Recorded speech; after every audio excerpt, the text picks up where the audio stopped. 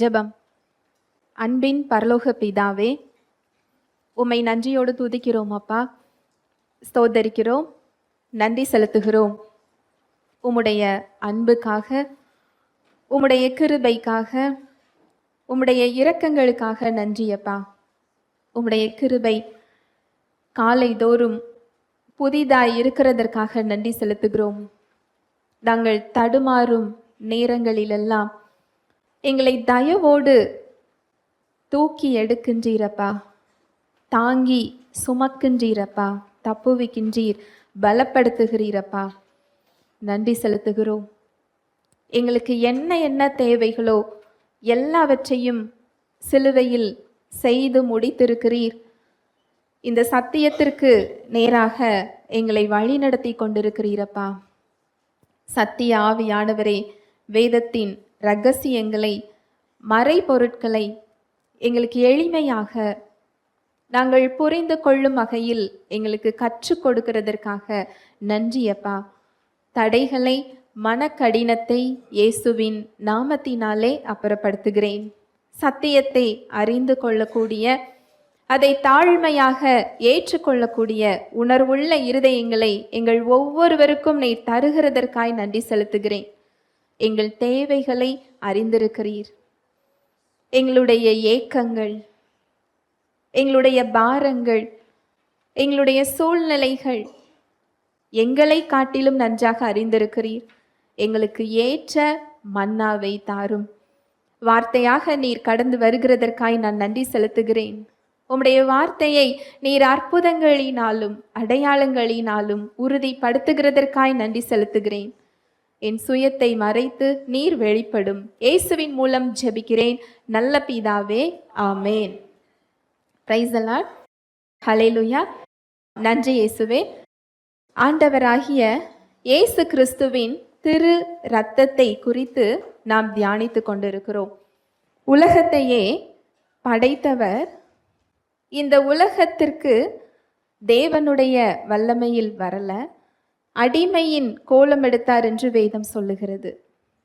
அவர் அடிமையின் கோலம் எடுத்து வந்ததன் நோக்கம் மீட்கும் பொருளாக அவருடைய ஜீவனை, அவருடைய இரத்தத்தை விலைக்கிரயமாக என்ன செய்திருக்கிறார்? கொடுத்திருக்கிறார். அவர் அவருடைய பரலோகத்திலிருந்து இறங்கி விலையேறப்பெற்ற தன்னுடைய இரத்தத்தை நமக்காக சிந்த கொடுக்க அவர் இறங்கி வந்திருக்கின்றார். அந்த இரத்தத்தின் நோக்கம் என்ன? எதிலிருந்து நம்மை மீட்டு இருக்கின்றது? இந்த சத்தியத்தை நாம் தியானித்து கொண்டிருக்கிறோம். ஆண்டவராகிய இயேசு கிறிஸ்துவின் இரத்தம் பாவத்திற்கு எதிரான தேவ கோபத்தை திருப்தி செய்திருக்கிறது என்று நாம் தியானித்தோம். தேவனிடத்தில் இரத்தம் இந்த செயலை செய்திருக்கிறது. மனிதர்களுக்கு தேவனோடு நம்மை ஒப்புரவாக்கி இருக்கிறது. ஆண்டவராகிய இயேசு கிறிஸ்துவின் இரத்தம் நம்மை பாவங்களற கழுவி, நம்மை பரிசுத்தமாக்கி, தேவனோடு நம்மை என்ன செய்திருக்கிறது? ஒப்புரவாக்கி இருக்கிறது. அவருடைய பிள்ளையாக மாற்றி இருக்கிறது. நமக்கு பாவ மன்னிப்பை கொடுத்திருக்கிறது. அவருடைய நீதியை நமக்கு பெற்று தந்திருக்கிறது. நம்மை நீதிமானாக மாற்றி, நம்மை நீதிமான் என்று அவருடைய இரத்தம் அறிவிக்க செய்திருக்கிறது. மரண பயத்தை போக்கி இருக்கிறது. நம்முடைய துர் மனசாட்சியை சுத்திகரித்திருக்கிறது. இதையெல்லாம் நாம் தியானித்தோம். இன்றைக்கு நாம் தியானிக்க போகின்ற சத்தியம், இயேசு கிறிஸ்துவின் இரத்தம் தேவனிடத்தில் செல்லக்கூடிய தைரியத்தை நமக்கு பெற்று தந்திருக்கிறது. ஹல்லேலூயா. Praise the Lord. தேவனிடத்தில் செல்லக்கூடிய தைரியத்தை ஆண்டவராகிய இயேசு கிறிஸ்துவின் இரத்தம் நமக்கு பெற்று தந்திருக்கின்றது. வாசிக்கலாம். எபிரேயர் 10:19-20. ஆகையால் சகோதரரே, நாம் பரிசுத்த ஸ்தலத்தில் பிரவேசிப்பதற்கு இயேசுவானவர் தமது மாம்சமாகிய திரையின் வழியாய் புதிதும் ஜீவனுமான மார்க்கத்தை நமக்கு உண்டு பண்ணினபடியால் அந்த மார்க்கத்தின் வழியாய் பிரவேசிப்பதற்கு அவருடைய இரத்தத்தினாலே நமக்கு தைரியம் உண்டாயிருக்கிறபடியினாலும். ஆகையால் சகோதரரே, நாம் பரிசுத்த ஸ்தலத்தில் பிரவேசிப்பதற்கு இயேசுவானவர் தமது மாம்சமாகிய திரையின் வழியாய் புதிதும் ஜீவனுமான மார்க்கத்தை நமக்கு உண்டு பண்ணினபடியால் அந்த மார்க்கத்தின் வழியாய் பிரவேசிப்பதற்கு அவருடைய இரத்தத்தினாலே நமக்கு தைரியம் உண்டாயிருக்கின்றபடியினாலும். நாம் தேவனிடம் பேசும் பொழுது, உறவாடும் பொழுது, ஜெபிக்கும் பொழுது, நம்முடைய தேவைகளை அவரிடத்தில் சொல்லும் பொழுது, அவருடைய உறவிற்குள் நாம் செல்லும் போது அனுதினமும் எதன் அடிப்படையில் செல்கிறோம்? எப்படி போகிறோம்? இயேசுவின் இரத்தத்தின் மீது விசுவாசத்தின் மூலம் என்ன செய்யணுமா? போகணுமா? ஏனென்றால் நாம் ரட்சிப்பை அப்படிதான் பெற்றிருக்கிறோம். ஆண்டவராகிய இயேசு கிறிஸ்து என்னுடைய பாவத்தை என்ன செய்தார்? சுமந்து கொண்டார். எனக்கு சமாதானத்தை உண்டு பண்ணும் ஆக்கினை அவர் மீது சுமத்தப்பட்டது. என் சார்பில் எனக்காக அந்த ஆக்கினையை ஏற்றுக்கொண்டார். தேவன் அவரை மரித்தோரிலிருந்து 3ஆம் நாள் உயிர்த்தெழ பண்ணினார். எனக்காக அவர் ரத்தம் சிந்தி இருக்கிறார். இதை விசுவாசித்துதான் ரட்சிப்பை என்ன செஞ்சிருக்கிறோம்? பெற்றிருக்கிறோம். இந்த ரட்சிப்பிற்குள் தான் தேவனுடைய உறவையும் நாம் என்ன செஞ்சிருக்கிறோம்? பெற்றிருக்கிறோம். இந்த ரட்சிப்பை இயேசு கிறிஸ்து சிந்தின இரத்தத்தின் மீது விசுவாசம் வைத்து பெற்றுக்கொண்டு அவருடைய உறவை நாம் எப்படி வளர்க்கிறோம்? நான் இது செஞ்சிருக்கிறேனே, நான் இதை செய்யாமல் விட்டிருக்கின்றேனே, என்னை அவர் ஏற்றுக்கொள்ளுவாரா? நம்மை அவர் எப்படி ஏற்றுக்கொண்டிருக்கிறார்? இயேசு கிறிஸ்துவின் இரத்தத்தின் மூலம் அவர் ஏற்றுக்கொண்டிருக்கின்றார். நம்ம முதல் பகுதியில பார்த்தோம், இஸ்ரவேல் மக்களை அங்க மோசே கிட்ட சொல்றாரு, ஆட்டுக்குட்டியின் இரத்தத்தை ஒவ்வொரு நிலைக்கதவின் வாசல்லையும் என்ன செய்ய வேண்டும்? பூச வேண்டும். நான் அந்த இரத்தத்தை கண்டு என்ன செய்வேன்? கடந்து போவேன். அவர் அந்த மக்களை எப்படி பார்த்தார்? அந்த இரத்தத்தின் அடிப்படையில். இன்றைக்கு அவர் உங்களையும் என்னையும் அப்படிதான் பார்க்கிறார். நம்முடைய உறவும் அவரிடத்தில் செல்லக்கூடிய அனுதின நம்முடைய வாழ்வும் இயேசு கிறிஸ்து செய்து முடித்த செயல்களின் மீது விசுவாசிப்பதன் மூலம் என்ன செய்ய வேண்டும்? இருக்க வேண்டும். என் சொந்த செயல்களின் மீது நம்பிக்கை வைப்பதிலோ, இல்லை என்றால் நான் இதையெல்லாம் செய்யாமல் விட்டிருக்கின்றேனே என்ற குற்ற மனப்பான்மையின் அடிப்படையிலேயோ நாம் தேவனிடத்தில் என்ன செய்ய முடியாது? போக முடியாது. ஹல்லேலூயா, பிரைஸ் தி லார்ட். அந்த வசனத்தை மறுபடி வாசிக்கலாம். 19வது வசனம். ஆகையால் சகோதரரே, நாம் பரிசுத்த ஸ்தலத்தில் பிரவேசிப்பதற்கு இயேசுவானவர் தமது மாம்சமாகிய திரையின் வழியாய் புதிதும் ஜீவனுமான மார்க்கத்தை நமக்கு உண்டு பண்ணினபடியால். ஆகையால் சகோதரரே, நாம் பரிசுத்த ஸ்தலத்தில் பிரவேசிப்பதற்கு இயேசுவானவர் தமது மாம்சமாகிய திரையின் வழியாய் புதிதும் ஜீவனுமான மார்க்கத்தை, வழியை நமக்கு என்ன செஞ்சிருக்கிறாரா? உண்டு பண்ணி இருக்கிறார். பரிசுத்த ஸ்தலம் என்பது அவருடைய பிரசன்னத்தை குறிக்கிறது. அங்கு மகா பரிசுத்த ஸ்தலத்தில் அந்த உடன்படிக்கையின் பெட்டியின் மேல் அவரது பிரசன்னம் என்ன செய்தது? இருந்தது. அதற்கு முன்னால் இஸ்ரவேல் மக்களை எகிப்திலிருந்து அவர் விடுதலையாக்கி கொண்டு வரும் பொழுது அவருடைய பிரசன்னம் பகலில் மேக ஸ்தம்பமாகவும் இரவில் அக்கினி ஸ்தம்பமாகவும் அவர்களை என்ன செய்தது? வழி நடத்தியது. அவர்களுக்கு வெளியே இருந்து கொடுத்த அந்த வழி நடத்துதலை இன்று இயேசு கிறிஸ்துவின் இரத்தம் நமக்குள் இருந்து கொடுத்து கொண்டிருக்கிறது.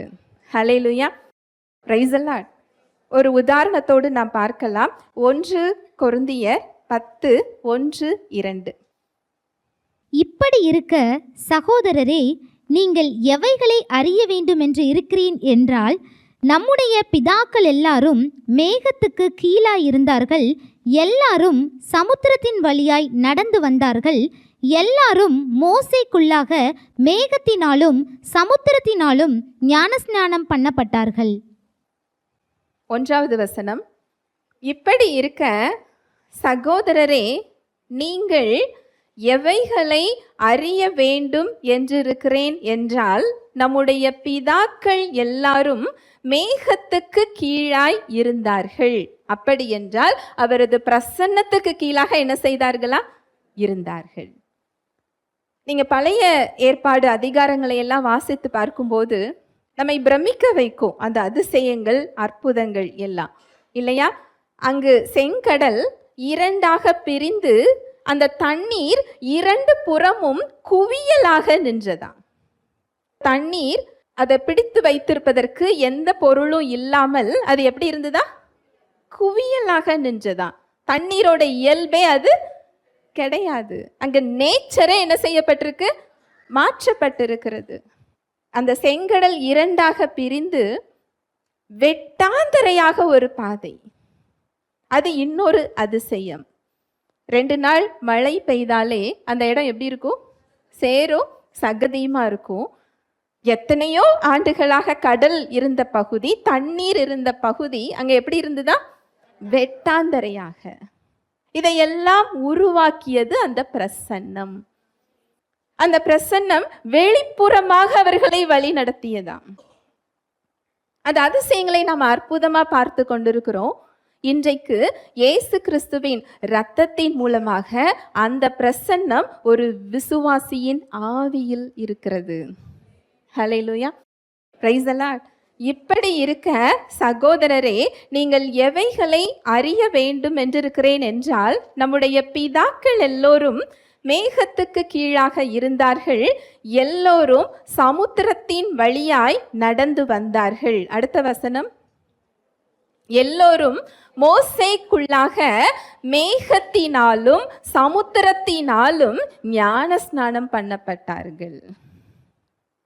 அங்கு இஸ்ரவேல் மக்கள் அந்த அடிமைத்தனத்திலிருந்து தேவன் அவர்களை என்ன செய்தார்?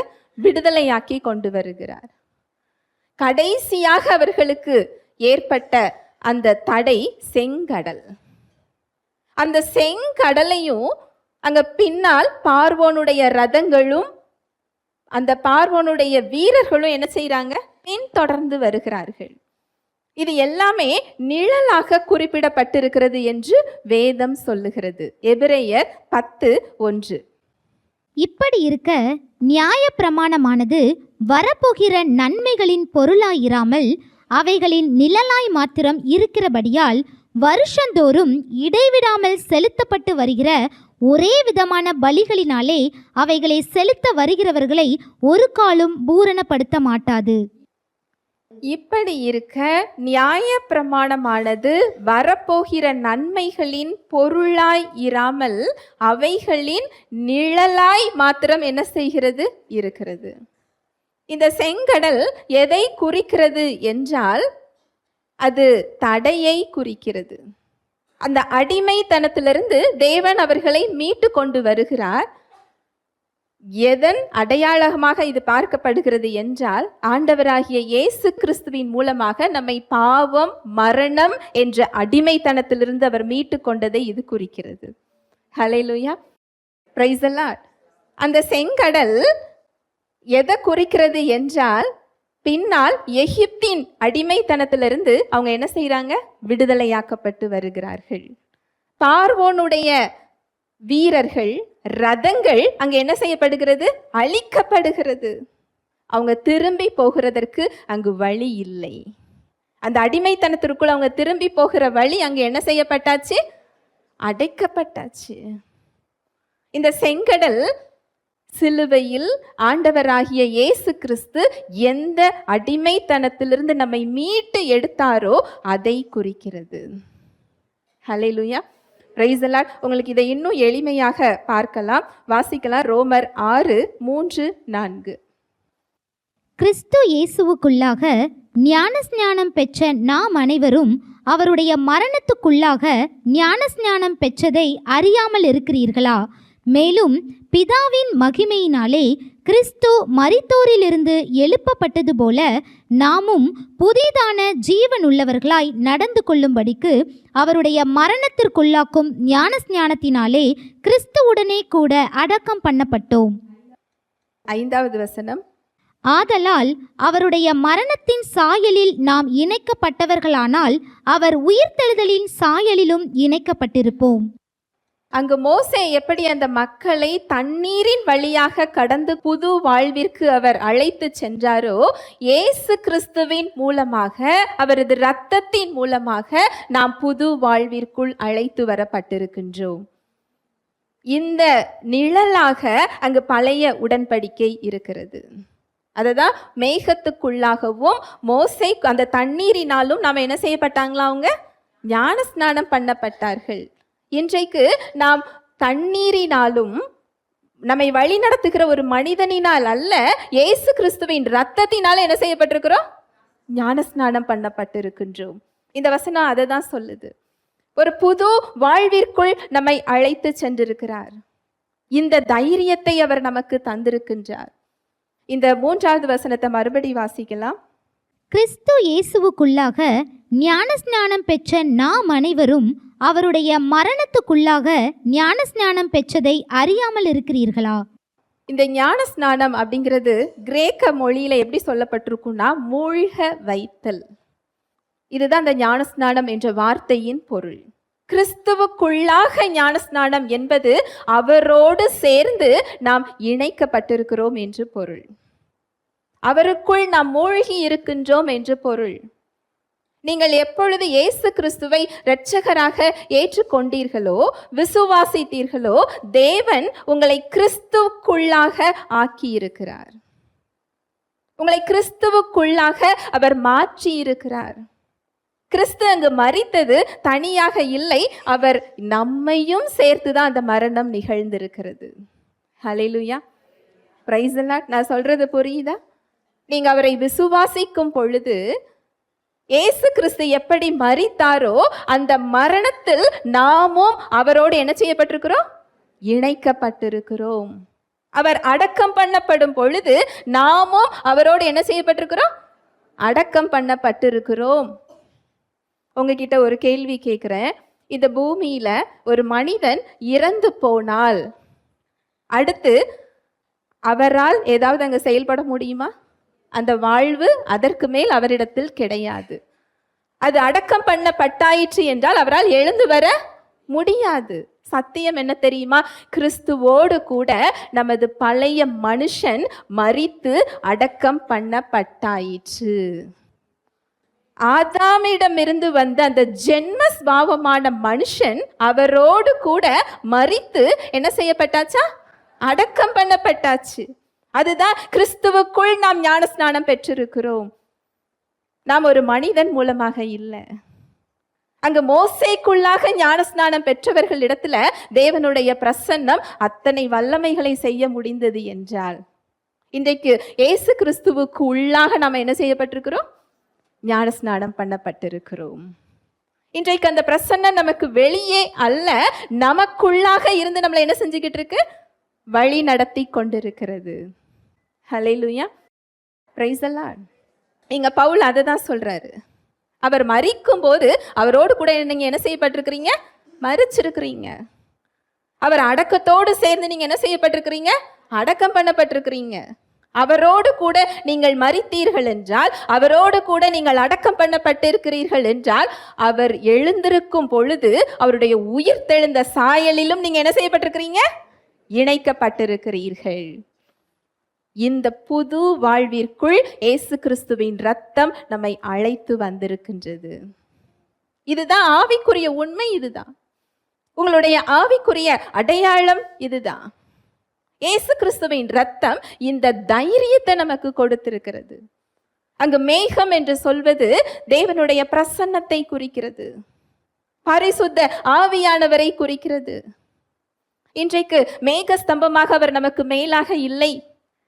அக்கினி ஸ்தம்பமாக நமக்கு அருகில் இல்லை. பரிசுத்த ஆவியானவராக ஒரு விசுவாசியின் ஆவியில் அவர் வாசம் செய்து கொண்டிருக்கிறார். ஹல்லேலூயா, பிரைஸ் தி லார்ட். இயேசு கிறிஸ்துவின் ரத்தம் இந்த தைரியத்தை நமக்கு கொடுத்திருக்கிறது.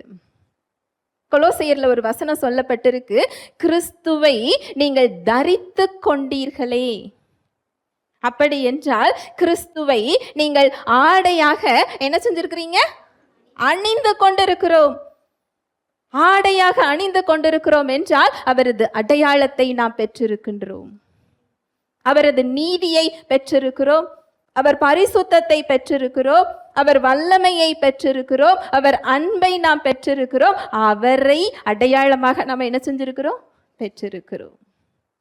இதுதான் தைரியம். இந்த அடிப்படையில தான் தேவனுடைய உறவிற்குள் நாம் சென்றிருக்கிறோம். இந்த அடிப்படையில் உங்கள் சிந்தனைகளை நீங்கள் மறுரூபமாக்கும் பொழுது உங்களுக்கு சோர்வு வராது, உங்களுக்கு பயம் வராது, உங்களுக்கு குழப்பம் வராது. தைரியமா அவருடைய பிரசன்னத்துக்கு என்ன செய்ய முடியும்? செல்ல முடியும். ஏனென்றால் என்னுடைய பழைய மனுஷன் அவரோடு கூட என்ன செய்யப்பட்டாச்சு? அறையப்பட்டாச்சு. அவரோடு கூட அடக்கம் பண்ணப்பட்டாயிற்று. இப்போது பிழைத்திருக்கிறதோ அவரை போன்ற சாயலை உட மனிதன் என்ன செய்து கொண்டிருக்கிறான்?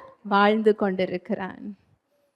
அவருடைய பிரசன்னத்துக்கு செல்லக்கூடிய தைரியம், ஒரு புதிய வாழ்விற்குள், அதுவும் நித்திய வாழ்விற்குள் அழைத்து செல்லக்கூடிய ஆவியானவரை நம்ம என்ன செஞ்சிருக்கிறோம்? பெற்றிருக்கிறோம். இந்த உலகத்துல இப்போ நீங்க நின்று கொண்டிருக்கின்ற இடத்துல அந்த வாழ்விற்குள் அவள் அழைத்து செல்ல காத்து கொண்டிருக்கிறார். அதனால்தான் எபிரேயர் 4:16 வாசிக்கலாம். ஆதலால் நாம் இரக்கத்தை பெறவும் ஏற்ற சமயத்தில் சகாயம் செய்யும் கிருபையை அடையவும் தைரியமாய் கிருபாசன தண்டையிலே சேர கடவோம். ஆதலால் நாம் இரக்கத்தை பெறவும் ஏற்ற சமயத்தில் சகாயம் செய்யும் கிருபையை அடையவும் தைரியமாய் கிருபாசன தண்டையிலே சேர கடவோம். பழைய உடன்படிக்கையில பிரதான ஆசாரியர்கள் மாத்திரம்தான், அதுவும் வருடத்திற்கு ஒரு முறை மாத்திரம்தான் அவருடைய பிரசன்னத்துக்கு என்ன செய்ய முடியும்? செல்ல முடியும். மக்களை சுத்திகரித்து கொண்டு தன்னையும் சுத்திகரித்து கொண்டு அவர் உள்ளே என்ன செய்யணும்? போகணும். அவருடைய இடுப்புல ஒரு நீளமான ஒரு கயிறு கட்டியிருப்பார். அவர் வர தாமதமானால் மக்கள் யாரும் உள்ள என்ன செய்ய முடியாது? போக முடியாது. என்ன செய்யணும் தெரியுமா? கயிறை தான் பிடிச்சு வெளியே இழுக்கணும். இன்றைக்கு அப்பேற்பட்ட பிரசன்னம் எங்க இருக்கு தெரியுமா? அது மகா பரிசுத்த ஸ்தலத்துல இல்ல, ஒரு விசுவாசியின் ஆவியில் இருக்கிறது. ஹல்லேலூயா, பிரைஸ் தி லார்ட். நம்ம மோசேயை பிரம்மாண்டமா பார்க்கிறோம், ஆபிரகாமை பார்க்கிறோம், தாவீது ராஜாவை பார்த்து கொண்டிருக்கிறோம். இன்றைக்கு அவர்களெல்லாம் பிரம்மாண்டமாக பார்த்த ஒரு இடத்தில் நம்மை அவர் வைத்திருக்கிறார். ஹல்லேலூயா, பிரைஸ் தி லார்ட். இயேசு கிறிஸ்துவின் இரத்தம் இந்த தைரியத்தை நமக்கு தந்திருக்கின்றது. மக்கள் சாதாரணமாக அவருடைய பிரசன்னத்துக்கு போக முடியாது. ஆனால் இன்றைக்கு அந்த பிரசன்னம் நமக்குள் இருக்கிறது. இந்த தைரியம் அங்கு மோசே சொல்கிறார் பாருங்க, யாத்ராகமம் 33:13-14. உம்முடைய கண்களில் இப்பொழுது எனக்கு கிருபை கிடைத்ததானால் நான் உம்மை அறிவதற்கும் உம்முடைய கண்களில் எனக்கு கிருபை கிடைப்பதற்கும் உம்முடைய வழியை எனக்கு அறிவியும், இந்த ஜாதி உம்முடைய ஜனமென்று நினைத்தருளும் என்றான். அதற்கு அவர், என் சமூகம் உனக்கு முன்பாக செல்லும், நான் உனக்கு இளைப்பாறுதல் தருவேன் என்றார். அங்கு மக்களை வழி நடத்தி செல்லுகிறார். எப்படி நடத்தி செல்வது அப்படிங்கிறது அவருக்கு என்ன செய்யல? தெரியல. உம்முடைய கண்களில் இப்போது எனக்கு கிருபை கிடைத்ததானால் நான் உம்மை அறிவதற்கும் உம்முடைய கண்களில் எனக்கு கிருபை கிடைப்பதற்கும் உம்முடைய வழியை எனக்கு சொல்லித்தாங்க. அதனால் அந்த கிருபையை நான் என்ன செய்து கொள்வேன்? அறிந்து கொள்வேன். உம்முடைய கண்கள்ல கிருபை எனக்கு கிடைச்சிருக்குன்னு சொன்னா உங்களுடைய வழிகளை எனக்கு என்ன செய்யணும்? கற்றுத்தர வேண்டும். இப்படி சொன்னது யார் தெரியுமா? மோசே. 10 வாதைகளும் அவர் கரங்களை நீட்டும் போது என்ன செய்யப்பட்டது? வெளிப்படுத்தப்பட்டது. அவர் கரங்களை நீட்டும் போது தேவன் செயல்பட்டு செங்கடலை என்ன செய்கிறார்? பிரித்து விடுகிறார். கண்மலையை அடிக்கிறார், அங்க என்ன வருது? தண்ணீர் வருது. என்னுடைய சிநேகிதன் என்று மோசேயை சொல்லுகிறார். என் வீட்டில் எங்கும் உண்மையுள்ளவனாக நான் யாரை பார்க்கிறேன்? மோசேயை பார்க்கிறேன். அந்த மோசே என்ன கேட்கிறார் என்றால், உம்முடைய வழியை எனக்கு என்ன செய்யுங்க? காண்பீங்க. அடுத்த வசனம் பாருங்க. அதற்கு அவர், என் சமூகம் உனக்கு முன்பாக செல்லும், நான் உனக்கு இளைப்பாறுதல் தருவேன் என்றார். அதற்கு அவர், என் சமூகம் உனக்கு முன்பாக செல்லும். அப்படி என்றால் என்னுடைய பிரசன்னம் உனக்கு முன்னாடி என்ன செய்யும்? போகும். நான் உனக்கு இளைப்பாறுதல் தருவேன். அந்த பிரசன்னம் நமக்கு அவரது வழியையும் காண்பிக்குமா, இளைப்பாறுதலையும் அது என்ன செய்யுமா? கொடுக்குமா. அங்கு மோசே கேட்ட அந்த வழி, தேவன் சொன்ன அந்த பிரசன்னம், இரண்டுமே இன்றைக்கு ஒரு விசுவாசியின் ஆவியில் கொடுக்கப்பட்டிருக்கிறது. ஹல்லேலூயா, பிரைஸ் தி லார்ட். அப்படி என்றால் நம்மை தேவன் கிறிஸ்துவுக்குள்ளாக என்ன மாதிரியான ஒரு இடத்துல வைத்திருக்கிறார் இல்லையா? மோசே ஏங்கி கொண்ட ஒரு வழி, அவர் கேட்ட ஒரு வழி, அவர் கேட்ட ஒரு பிரசன்னம், இன்று நாம் கேட்காமலே நமக்கு என்ன செய்யப்பட்டிருக்கு? கொடுக்கப்பட்டிருக்கு. ஹல்லேலூயா, பிரைஸ் தி லார்ட். எவ்வளோ பெரிய ஒரு உயர்ந்த ஒரு வாழ்வு இல்லையா? ஆனா இந்த ஒரு முக்கியமான ஒரு விசேஷமான ஒரு பரிசு விசுவாசிகளுக்கு என்ன செய்யல? தெரியல. நம்முடைய அறியாமை. மோசே ஏங்கி கேட்ட ஒரு காரியம் உங்களுக்கு ஆச்சரியமா இல்லையா? மோசே கேட்கிறாரு, உங்க கண்கள்ல எனக்கு தயை கிடைத்ததானால் உங்களோட வழியை எனக்கு என்ன செய்யுங்க? சொல்லுங்க. இன்றைக்கு இயேசு கிறிஸ்துவின் இரத்தத்தின் மூலம் நாம் பெற்றுக்கொண்ட ரட்சிப்பின் மூலம் என்றென்றைக்குமாக சத்தியத்தை அறிவிக்க, சகல சத்தியத்திற்குள்ளும் நம்மை வழி நடத்த, அவரது வழியை நமக்கு போதிக்க என்றென்றைக்குமாக அவர் நமக்குள் இருந்து கொண்டிருக்கிறார். நீங்க கேட்காமலே உங்களுக்குள்ள அவர் என்ன செய்து கொண்டிருக்கிறார்? காத்து கொண்டிருக்கிறார். எப்பவுமே இலவசமா கிடைச்சா என்ன தெரியாது? அதோட மதிப்பு தெரியாது. அவர் இலவசமாக நீங்க கேட்காமலே அந்த அனுபவத்தை கொடுக்க உங்களுக்குள் காத்து கொண்டிருக்கிறார். அந்த 14வது வசனத்தை வாசிக்கலாம். அதற்கு அவர், என் சமூகம் உனக்கு முன்பாக செல்லும், நான் உனக்கு இளைப்பாறுதல் தருவேன். அந்த பிரசன்னம் நமக்கு அங்க எதை கொடுக்குதா? இளைப்பாறுதல். இது உங்க சரீர இளைப்பாறுதலை மாத்திரம் சொல்லல, உங்க சிந்தனையில இளைப்பாறுதல். இன்னைக்கு இதுல அநேகர் நீங்க உட்கார்ந்து இருக்கலாம், உங்க சரீரத்துக்கு நீங்க ஒரு ரெஸ்ட் கொடுக்கலாம். எத்தனை பேர் என் சிந்தனையில ரெஸ்ட் இருக்குன்னு சொல்ல முடியும்? எத்தனை பிரச்சனை உங்களுக்கு ஓடிக்கிட்டு இருக்கும், இன்னும் 1/2 மணி நேரத்துல நான் போனா இந்த பிரச்சனையை என்ன செய்யணும்? எதிர்கொள்ளணும். 1/2 மணி நேரம் கூட வேண்டாம், இறங்கும் போதே அது என்ன செஞ்சிடும்? வந்துவிடும். இந்த சிந்தனைகளில் இளைப்பாறுதலை அவரது பிரசன்னம் கொடுக்கிறது. இந்த பிரசன்னத்துக்குள்ள செல்லக்கூடிய வழியை இயேசு கிறிஸ்துவின் ரத்தம் திறந்து வைத்திருக்கிறது. இந்த தைரியம், இந்த கான்ஃபிடன்ஸ், அவருடைய பிரசன்னம் எனக்கு முன்னால் இல்ல, எங்க இருக்கு? எனக்கு உள்ள இருக்கு. அதனாலதான் இயேசு கிறிஸ்து சொல்றாரு, வருத்தப்பட்டு பாரம் சுமக்கிறவர்களே நீங்கள் எல்லோரும் என்னிடத்தில் வாருங்கள், நான் உங்களுக்கு இளைப்பாறுதல் தருகிறேன். ரெஸ்ட். அவருடைய பிரசன்னம் இளைப்பாறுதலை கொடுக்குமே தவிர அது பிரஷர் என்ன செய்யாது? கொடுக்காது. நம்ம பிரஷர்ல இருக்கிறோமா, இன்னும் அந்த இளைப்பாறுதலை வெளியே நம்ம இன்னும் என்ன செய்யல? கொண்டு வரல. ஹல்லேலூயா, பிரைஸ் தி லார்ட். எத்தனை பேர் பிரஷர்ல இருக்கிறோம்? ஆனா இளைப்பாறுதல் எங்க இருக்கு? நமக்கு உள்ள.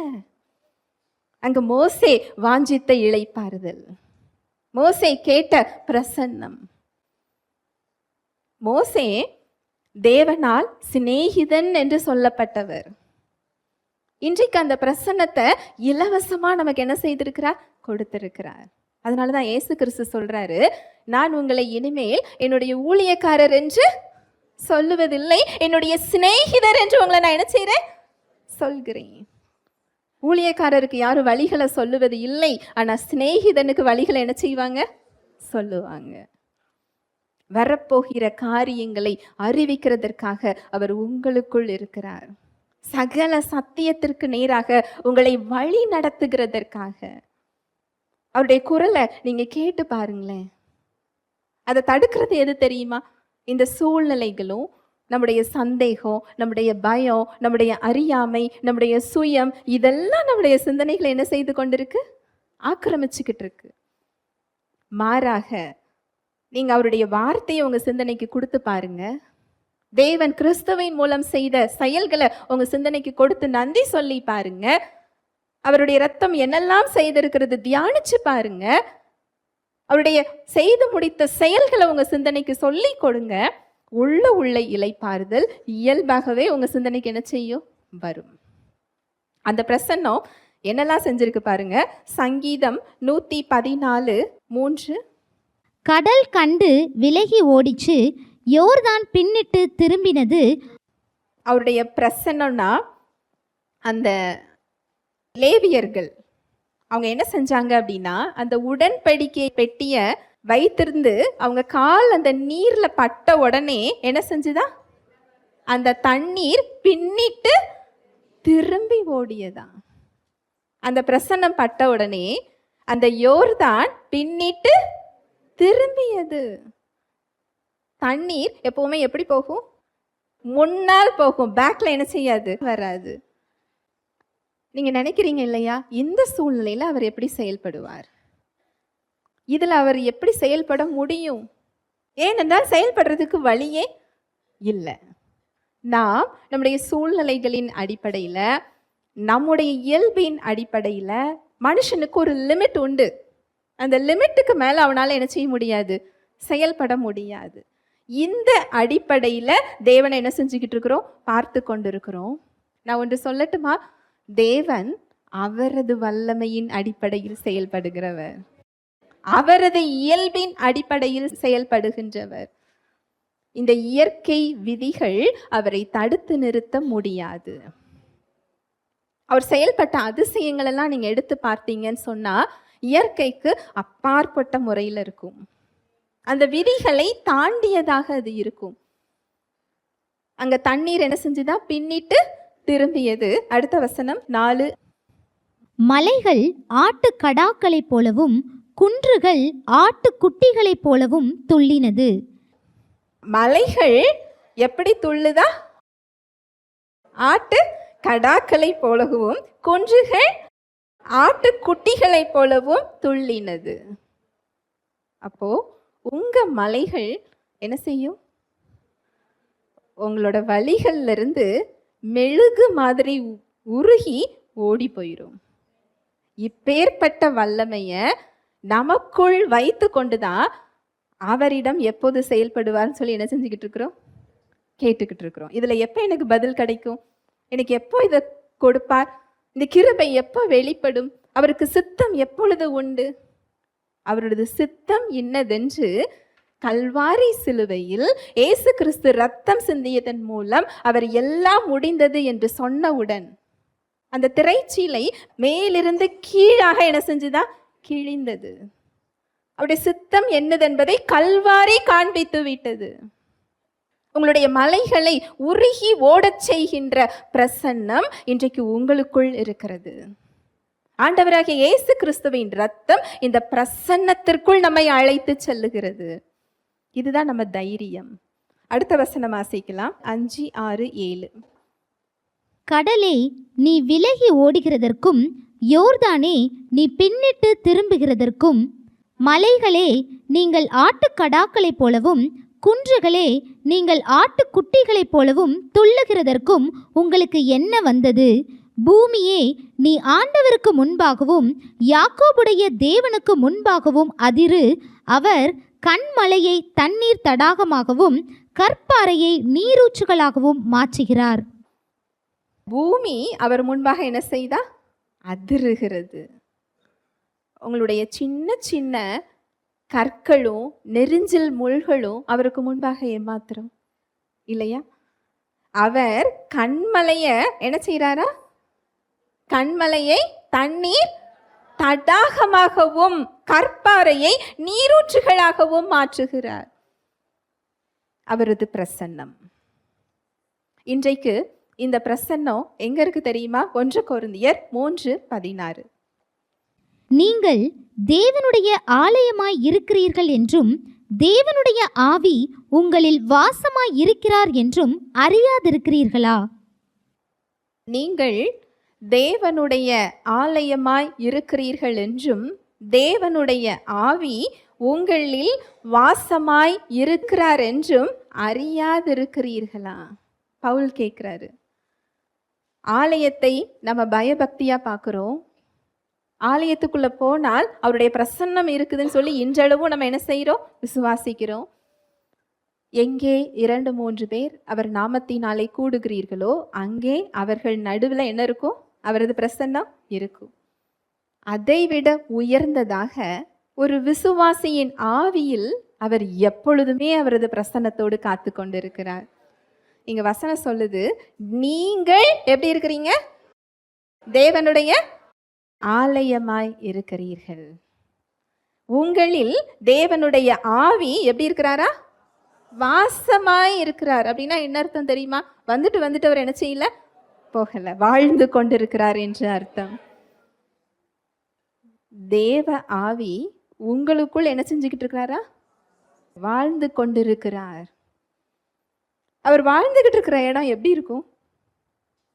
வல்லமையோடு, அற்புதங்களோடு, அவர் பரிசுத்தத்தோடு, அவரது நீதியோடு, இப்பேற்பட்ட ஒரு வாழ்வை அந்த இயேசு கிறிஸ்துவின் ரத்தம் நமக்கு என்ன செஞ்சிருக்கு?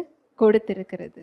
இன்றைக்கு வெளியே இல்லை, இயேசு கிறிஸ்துவின் ரத்தத்தின் மூலம் இந்த அனுபவம் நமக்குள் என்ன செய்யப்பட்டிருக்கு? கொடுக்கப்பட்டிருக்கிறது.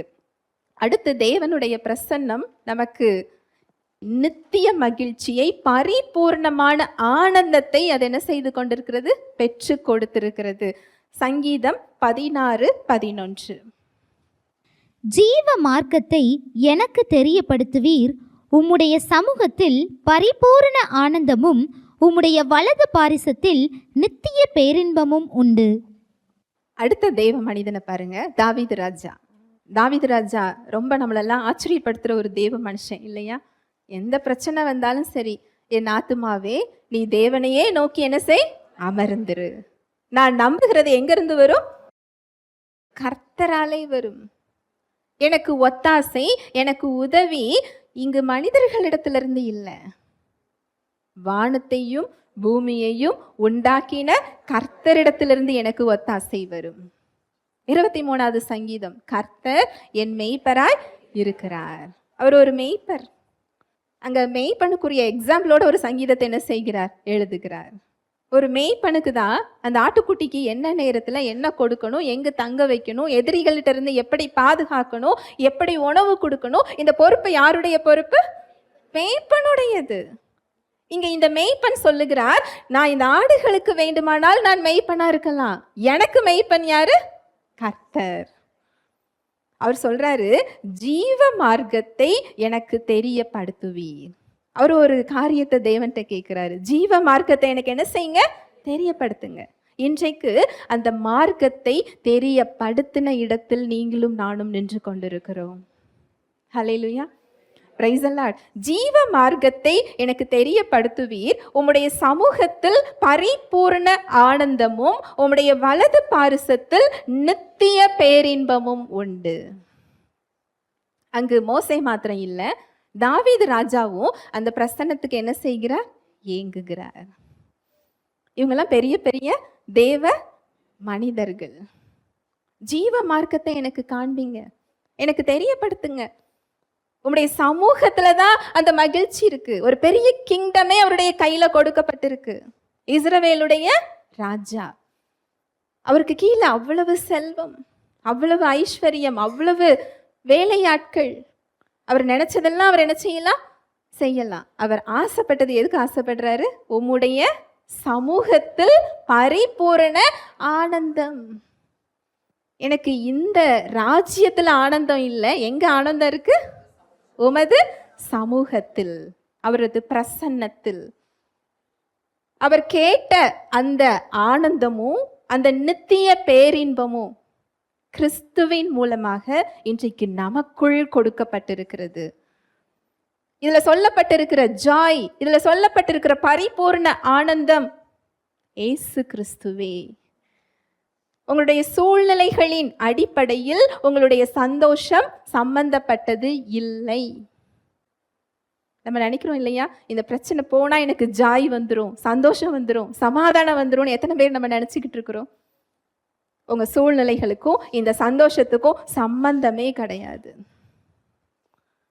உங்களுக்குள்ள இந்த சந்தோஷம் கொடுக்கப்பட்டிருக்கிறது.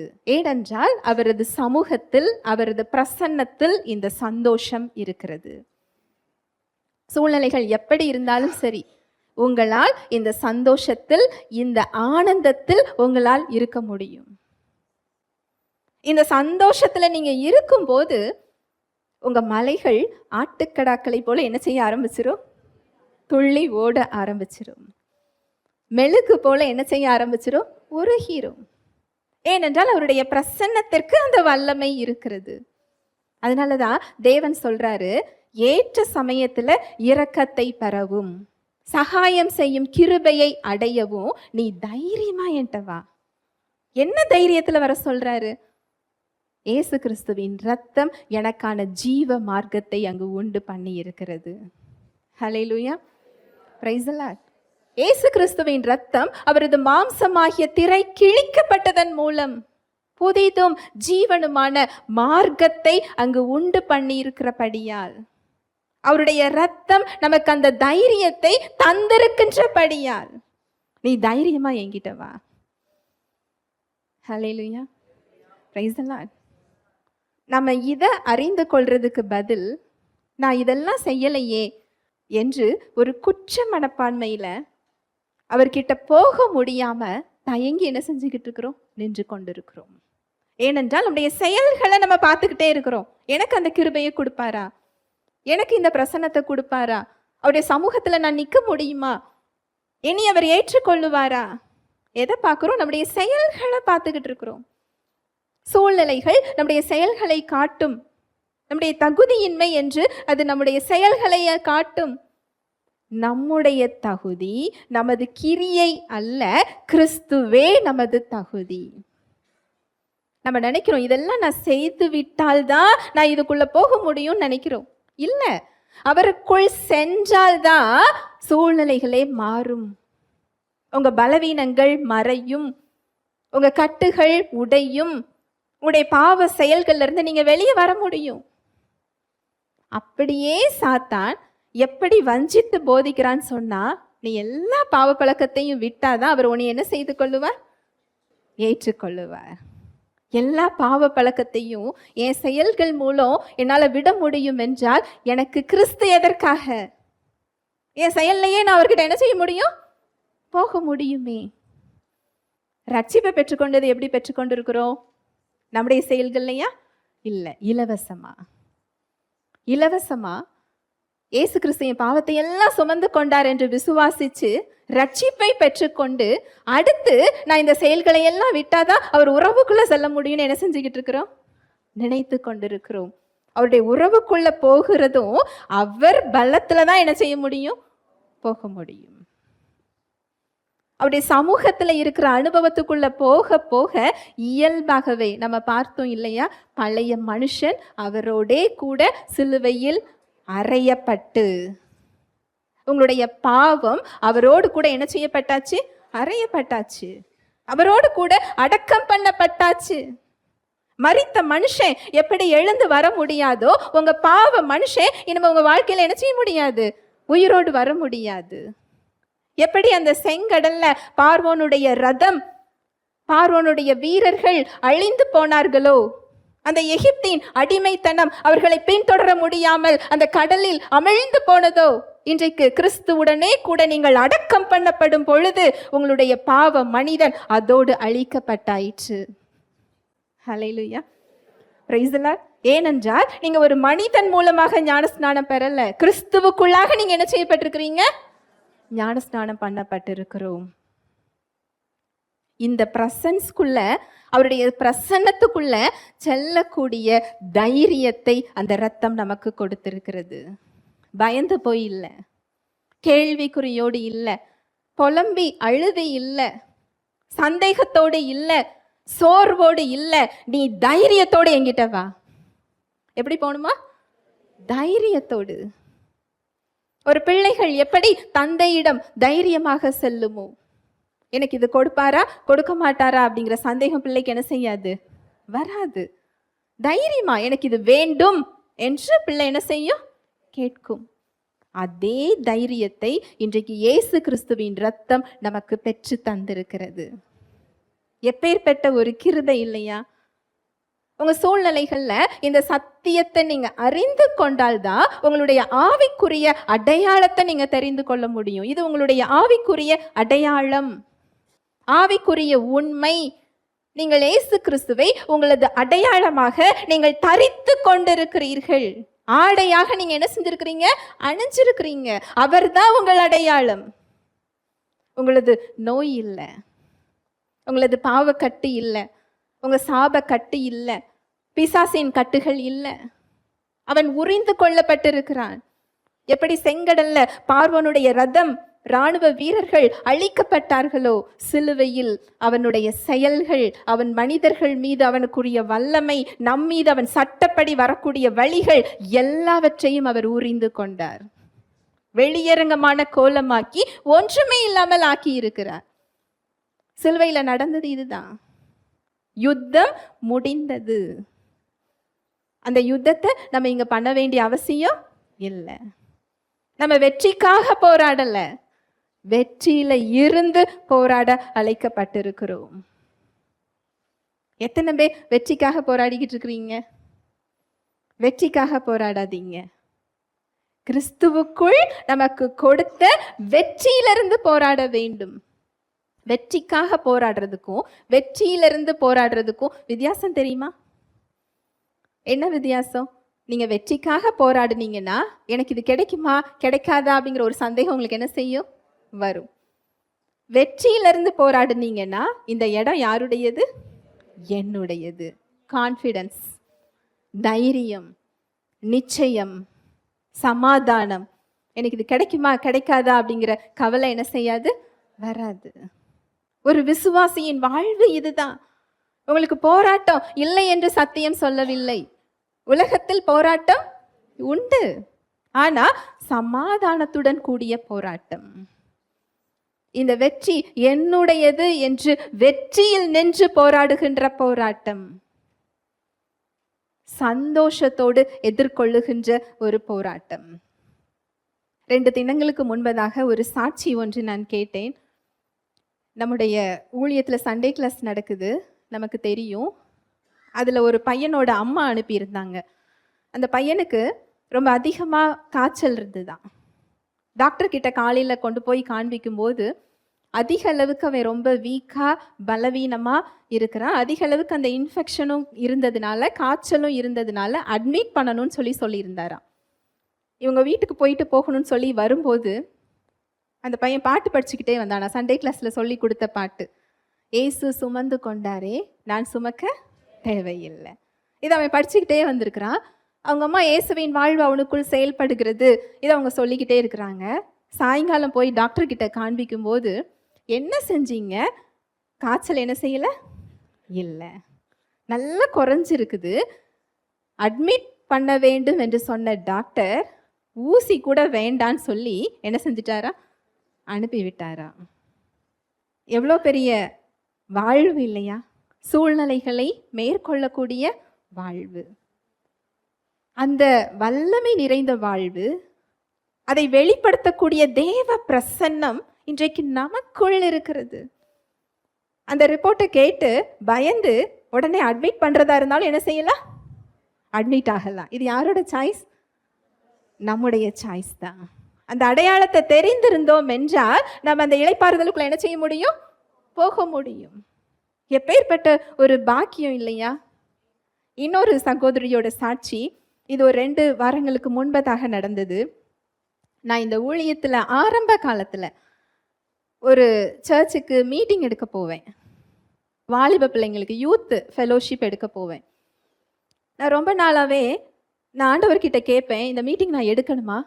ஏனென்றால் அந்த பிள்ளைங்களுக்கு அந்த ஆவியும் இல்லாமல் அனலும் இல்லாமல் என்ன செய்வாங்க, இருப்பாங்க. இந்த மீட்டிங் ஆரம்பிக்கிறதுக்கு முன்னாடி தான் அவங்க நியாயப்பிரமாணம் சொல்லி கொடுக்குற ஒரு கூட்டத்துக்கு போயிட்டு என்ன செய்வாங்க, வருவாங்க. நான் சொல்கிற கிருபை அவங்களுக்குள்ள என்ன செய்யாது, போகாது.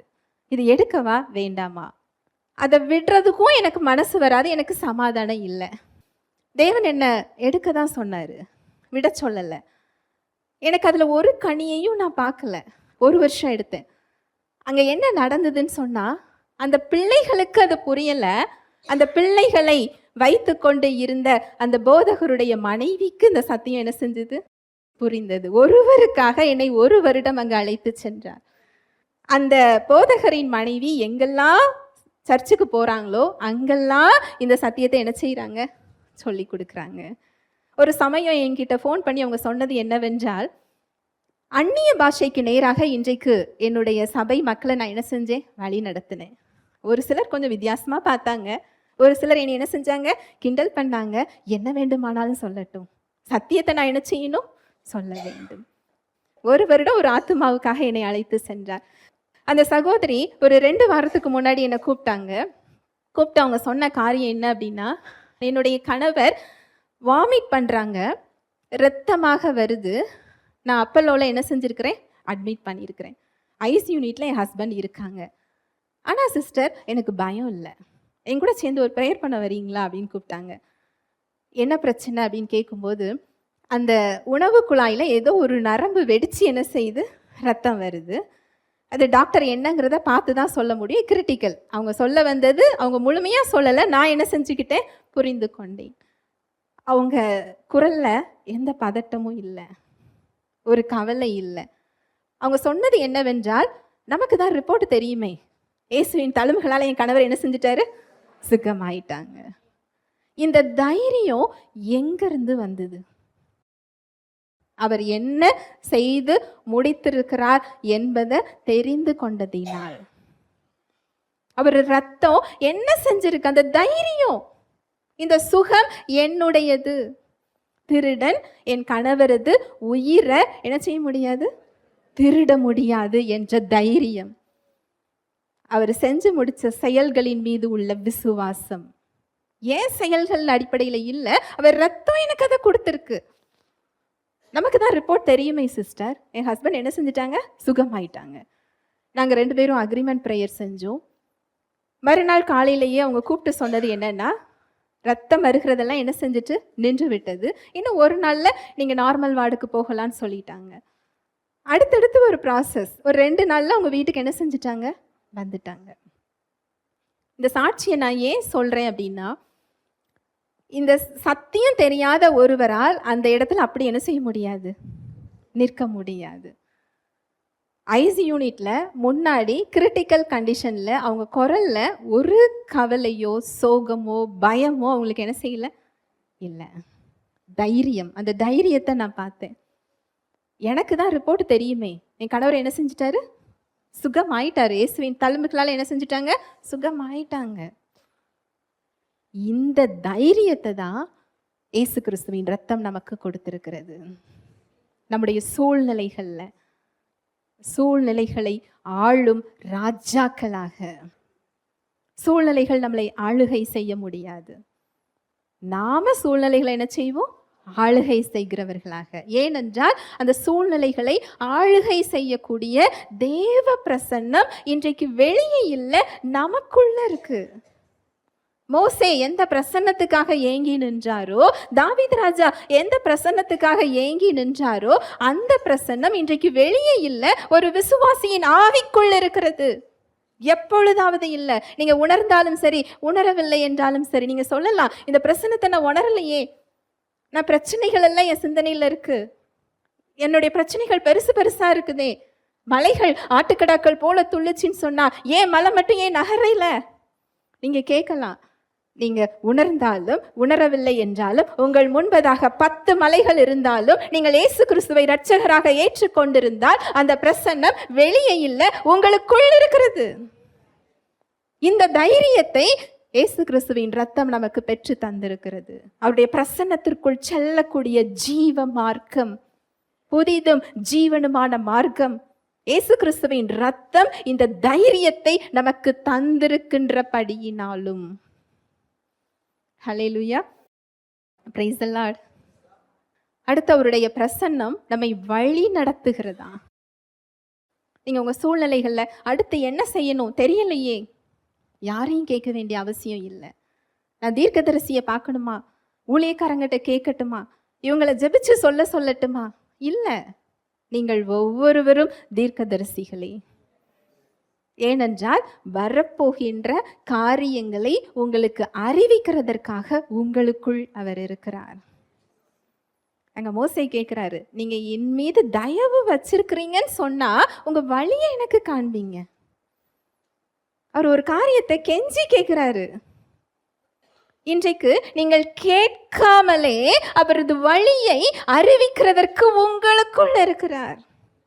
அனுதினமும் சின்ன சின்ன விஷயத்துல, பெரிய விஷயத்துக்கு தான் அவர் வழி காட்டுவார் அப்படின்னு நீங்க எதிர்பார்த்தீங்கன்னா இல்ல, சின்ன சின்ன விஷயத்துக்கும் நீங்க அவர்கிட்ட கேட்டு பாருங்களேன். நீங்களா சிந்திக்காம, நீங்களா ஒரு தீர்மானம் எடுக்காம இதுல நான் என்ன செய்யணும், உங்களுக்கு என்ன செய்ய வேண்டும் என்று குழப்பம் இருந்ததுன்னா அந்த குழப்பத்துக்கு மத்தியில தீர்மானம் எடுக்காதீங்க.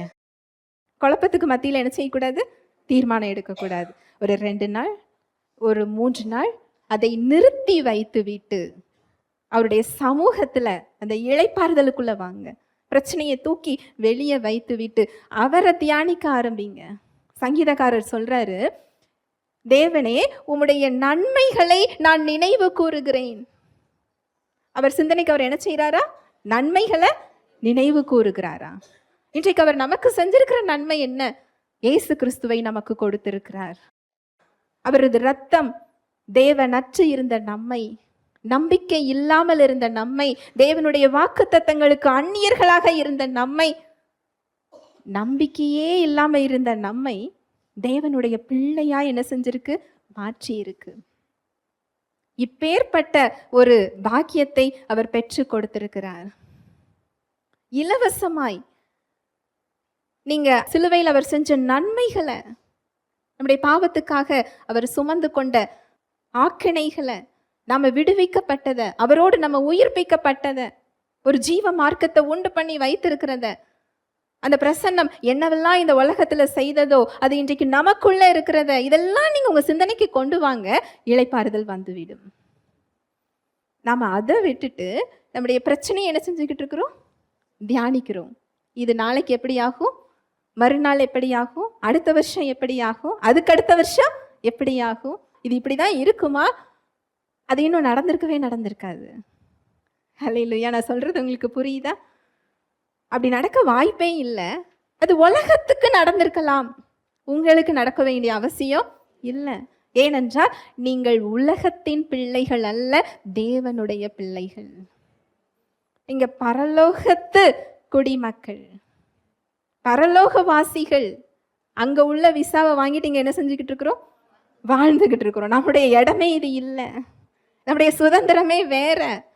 இந்த உலகம் பாவத்துக்கு உட்பட்டு இருக்கிறது, இந்த உலகம் சாபத்துக்கு உட்பட்டு இருக்கிறது, இந்த உலகம் பிசாசுக்கு கீழே இருக்குது, இந்த உலகத்துல நோய் இருக்கு. ஆனா நாம இந்த ராஜ்யத்தின் பிள்ளைகள் இல்லையே. நாம எந்த குடும்பத்துல உள்ளவங்க? பரலோகத்தின் குடும்பத்தை சார்ந்தவர்கள், அந்த சுதந்திரத்தின் பிள்ளைகள். அவங்களுக்கு நடந்ததை பார்த்தியே நாம பயப்படணும்? நம்முடைய அடையாளம் அது இல்லையே. நாம் கிறிஸ்துவை அடையாளமாக கொண்டிருக்கிறோமே, அவரை தரித்து கொண்டிருக்கிறோமே, அவருடைய பிரசன்னத்துக்கு செல்லக்கூடிய தைரியத்தை நாம் பெற்றிருக்கிறோமே. மலைகளும் மெழுகு போல உருகச் செய்கின்ற பிரசன்னம், மலைகள் ஆட்டுக்கடாக்களை போல துள்ளுகின்ற பிரசன்னம், யோர்தான் பின்னிட்டு திரும்புகின்ற பிரசன்னம். எப்படி வனாந்திரத்துல எங்களுக்கு சாப்பாடு கிடைக்கும்னு கேட்குறாங்க. வானத்திலிருந்து தேவதூதர்களின் சாப்பாடு என்ன செய்து வருகிறது. காக்கா குருவிகளை போஷிக்கிறவர் உங்களை போஷிக்க மாட்டாரா? எங்கேயாவது காக்கா குருவிகள் பட்டினியால் இறந்து போயிருக்குதா? இல்லை. அதை காட்டிலும் விசேஷித்தமானவர்களாக உங்களை என்ன செய்திருக்கிறார்? படைத்திருக்கிறார். அவர் காக்கா குருவிகளுக்காக இறங்கி வரவில்லை. யாருக்காக இறங்கி வந்திருக்கிறாரு? நமக்காக. நமக்காக இறங்கி வந்தது மாத்திரம் இல்லை, மீட்கும் பொருளாக அவரது ரத்தத்தை கொடுத்திருக்கிறார். அவற்றோடு கூட மற்ற எல்லாவற்றையும் உங்களுக்கு அருளாதிருப்பது எப்படி? தேவ பிரசன்னம் ஒரு அழகான, அருமையான, வல்லமையுள்ள, இளைப்பாறுதலை தரக்கூடிய, உங்களுக்கு சமாதானத்தையும் சந்தோஷத்தையும் அவர் சிலுவையில் பெற்றுத்தந்த நித்திய ஜீவனை வெளிப்படுத்தக்கூடிய ஒரு பிரசன்னம் இன்றைக்கு விசுவாசிக்குள் இருக்கிறது. இயேசு கிறிஸ்துவின் ரத்தம் இதை நமக்கு பெற்று தந்திருக்கிறது. இந்த தைரியத்தோடு தேவ பிரசன்னத்துக்கு வர சொல்லுகிறார். ஹல்லேலூயா. Praise the Lord. ஜெபிக்கலாம். அன்பின் தகப்பனே, உம்மை நன்றியோடு துதிக்கிறோம் அப்பா, ஸ்தோதரிக்கிறோம், நன்றி செலுத்துகிறோம். உம்முடைய அன்புக்காக, உம்முடைய கிருபைக்காக, உம்முடைய இரக்கங்களுக்காக நன்றி அப்பா. உம்முடைய கிருபை பெரியது, உம்முடைய இரக்கம் மகா பெரியது தகப்பனே. இயேசு கிறிஸ்துவின் மூலமாக நீர் கொடுத்த மீட்பிற்காக, இயேசு கிறிஸ்துவின் ரத்தம் எங்களுக்கு செய்த நன்மைகளுக்காக நாங்கள் நன்றி கூறுகிறோம் அப்பா. அதை நினைவு கூறுகிறோம், அதை நாங்கள் தியானிக்கிறோம். உம்முடைய பிரசன்னத்திற்கு வரக்கூடிய தைரியத்தை இயேசு கிறிஸ்துவின் ரத்தம் எங்களுக்கு பெற்று தந்திருக்கிறது. எங்களை வழி நடத்தக்கூடிய, எங்களுக்கு இளைப்பாறுதலை தரக்கூடிய, எங்களுக்கு சமாதானத்தை தரக்கூடிய, எங்களுக்கு பரிபூர்ண ஆனந்தத்தை தரக்கூடிய, உம்முடைய பிரசன்னத்திற்கு செல்லக்கூடிய தைரியத்தை இயேசு கிறிஸ்துவின் ரத்தம் எங்களுக்கு தந்திருக்கிறது. நன்றி செலுத்துகிறோம் ராஜா. நீர் செய்த நன்மைகளுக்காக நன்றி. வந்திருக்கிற ஒவ்வொருவரையும் உடைய கரத்தில் தருகிறேன். என்ன தேவையில வந்தார்களோ அவர்களுக்கு ஏற்ற மன்னாவை நீர் கொடுத்ததற்காக நன்றி. அவர்களோடு நீர் பேசியதற்காக நன்றி. அவங்க சிந்தனைகள்ல நீர் இளைப்பாறுதலை வெளிப்படுத்தியதற்காக நன்றி. கிறிஸ்துவுக்குள்ளான அடையாளத்தை கற்றுக் கொடுத்ததற்காக நன்றி. அவங்க சுமைகளை இறக்கி வைக்க அப்பா நீர் கிருபை கொடுத்ததற்காக நன்றி. அவங்க வாழ்க்கையில், அவங்க சரீரங்களில் என்ன தடைகள் இருக்கிறதோ எல்லா தடைகளையும் இயேசுவின் நாமத்தினாலே நான் அப்புறப்படுத்துகிறேன். சிலுவையில் நீர் கொடுத்த தேவ சுகத்தை, தேவ வாழ்வை, தேவ சமாதானத்தை, தேவ ஆசீர்வாதத்தை அவங்க சிந்தனைகளில், அவங்க சரீரங்களில், அவங்க வாழ்வில் இயேசுவின் நாமத்தினால நான் கட்டவிழ்கிறேன். தடைகளை நீக்கி போடுகிற ஜெய கிறிஸ்து அவர்கள் முன் செல்கிறதற்காக நன்றி. அவங்க கையின் பிரயாசங்கள் ஆசீர்வதிக்கப்பட்டதற்காக நன்றி. அவங்க வாழ்க்கையில், அனுதின வாழ்க்கையில் நம்முடைய வழி நடத்துதல், நம்முடைய குரலை கேட்கக்கூடிய அப்பா அந்த சத்தியத்தை, அந்த உணர்வை அவங்க பெற்றுக்கொள்றதற்காக நன்றி அப்பா. வாழ்நாள் எல்லாம் நன்மையும் கிருபையும் உங்களை பின்தொடரும். இயேசுவின் நாமத்தினாலே ஆசீர்வதிக்கிறேன். இயேசுவின் மூலம் ஜெபிக்கிறேன் நல்ல பிதாவே, ஆமென்.